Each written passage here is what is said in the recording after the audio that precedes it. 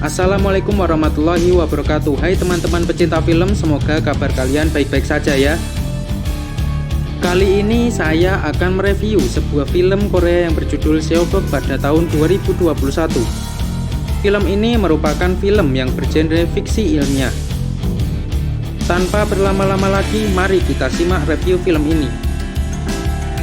Kisah pada film ini akan berpusat pada seorang mantan agen intelijen Ki Hyun yang mengawal pemindahan Seobok. Seobok sendiri merupakan sebuah kloningan manusia dari berbagai macam rekayasa genetik. Oleh karena itu, Seobok dianggap sebagai makhluk istimewa. Agen Ki Hyun yang ditugaskan mengawal Seobok tiba-tiba dikejutkan oleh serangan pasukan yang berasal dari Amerika. Ternyata, pasukan Amerika itu berniat untuk menculik Ki Hyun dan Seobok. Di tempat pasukan Amerika itu menculik Ki Hyun dan Seobok, terjadi sebuah insiden yang dipicu oleh pasukan Amerika yang akan menyuntikkan sesuatu ke Seobok. Tiba-tiba pasukan itu tubuhnya terhenti seketika karena telah dikendalikan oleh Seobok yang pada dasarnya memiliki kekuatan super dari hasil rekayasa genetik.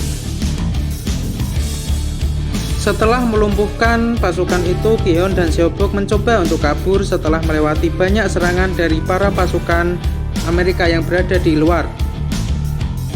Nah, di film ini, teman-teman lalu akan disajikan sebuah hubungan chemistry dari seorang manusia dan makhluk hasil rekayasa genetik tadi. Tibalah mereka di sebuah kawasan padat penduduk yang memiliki pusat perbelanjaan yang lengkap. Seobok yang tidak pernah melihatnya karena selalu terkurung di sebuah laboratorium merasa senang dan hendak memperlambat lajunya untuk melihat-lihat setiap sudut kawasan itu. Ki Hyun yang cemas dengan situasi yang terjadi menyuruh Seobok untuk mempercepat lajunya. Tiba-tiba penyakit Ki Hyun kambuh yang membuat kepalanya sakit.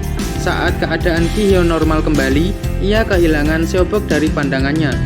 Seobok ternyata sedang berjalan-jalan dan ia menemui seorang bapak penjual ikan. Lalu Ki Hyun berhasil menemukan Seobok. Karena penampilan Seobok sendiri sangat aneh dengan kebanyakan orang, akhirnya Ki Hyun pun membelikan Seobok pakaian baru untuk beradaptasi dengan lingkungan di sekitarnya. Setelah itu, sesampainya mereka di rumah Ki Hyun, mereka didatangi dua orang agen suruhan dari pihak yang memperkerjakan Ki Hyun untuk mengawal Seobok. Tanpa disangka-sangka, dua orang agen itu hendak membunuh Seobok atas perintah pimpinan mereka. Ki Hyun yang merasa bingung bermaksud menghalangi dua orang tadi. Beberapa butir peluru pun dikeluarkan oleh kedua orang itu tetapi tidak mengenai tubuh Ki Hyun dan Seobok karena Seobok telah melindungi Ki Hyun dan dirinya sendiri dengan kekuatan supernya.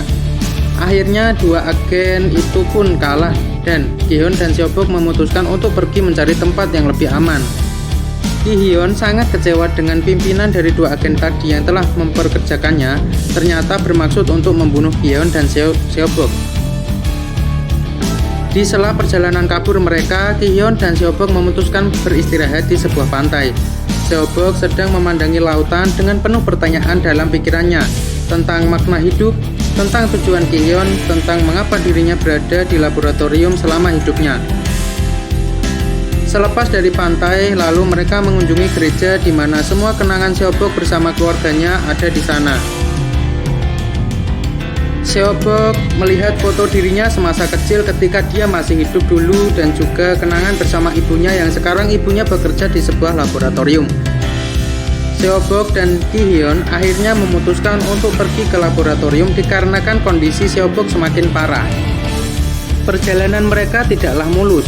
Mereka selalu dikejar oleh dua pasukan, yaitu pasukan pimpinan yang memperkerjakan Ki Hyun dan pasukan Amerika. Pasukan Amerika ini adalah bentuk kerjasama pihak Amerika dengan laboratorium. Seobok dan Ki Hyun pun akhirnya tertangkap oleh pasukan Amerika itu dan dibawa ke laboratorium. Seobok yang diikat di sebuah kursi diambil cairan sumsum tulang belakangnya untuk dimanfaatkan oleh pihak laboratorium. Ki Hyun yang melihat kondisi Seobok pada saat itu merasa ada kesalahan yang dilakukan pihak laboratorium. Ki-hyun lalu diperlihatkan mayat dari ibu Seobok yang sebelumnya ditembak mati oleh pihak laborat karena melawan pihak laborat dan bermaksud menyelamatkan kloningan anaknya itu. Seobok yang terbangun dan melihat ibunya telah tiada karena ulah pihak laborat langsung melenyapkan seluruh anggota laborat dengan kekuatannya.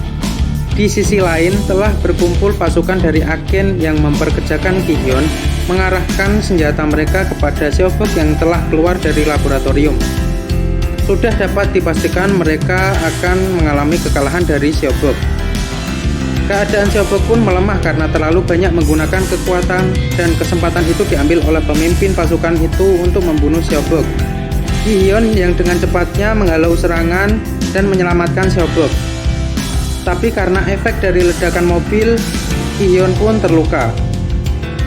Seobok yang merasa dirinya tersudutkan oleh pasukan itu lalu melakukan serangan terakhir dengan cara menjatuhkan pasukan itu ke dalam lubang yang berisi cairan minyak.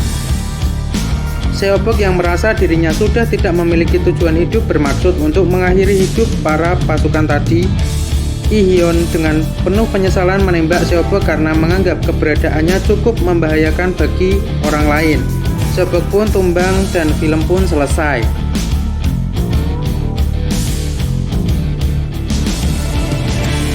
Baiklah, bagaimana pendapat kalian tentang film ini? Sangat bagus, sedih, atau membingungkan? Di sini yang dapat saya simpulkan adalah sebagai manusia kita tidak seharusnya untuk mengingkari takdir Tuhan.